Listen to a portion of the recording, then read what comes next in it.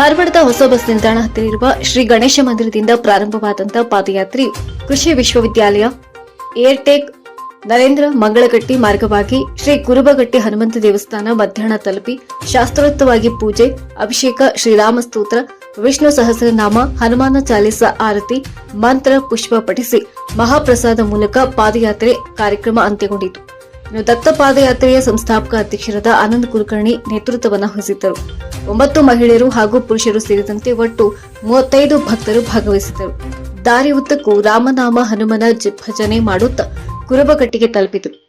ಇನ್ನು ಈ ಸಂದರ್ಭದಲ್ಲಿ ಮಂಜುನಾಥ್ ಕುಲಕರ್ಣಿ, ವಿಜಯ್ ಇನಾಮದಾರ್, ಅರವಿಂದ್ ನವಲ್ಗೋನ್, ಆರ್ಡಿ ಹುಲಕೋಟಿ, ಸುಬ್ಬಣ್ಣ ಜೋಗಳೇಕರ್, ರಾಜು ವಾಳ್ವೇಕರ್, ಚಿದಂಬರ್ ವಾಳ್ವೇಕರ್, ರವಿ ಕುಲಕರ್ಣಿ, ಸಂಜೀವ್ ದೀಕ್ಷಿತ್ ಮುಂತಾದವರು ಉಪಸ್ಥಿತರಿದ್ದರು.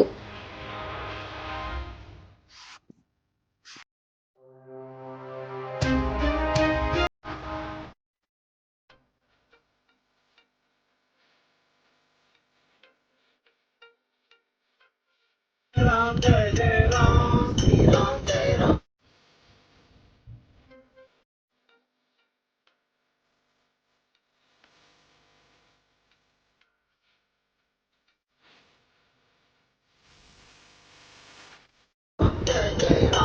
Jai Ram, Jai Ram, Jai Jai Ram. Jai Ram, Jai Ram, Jai Jai Ram.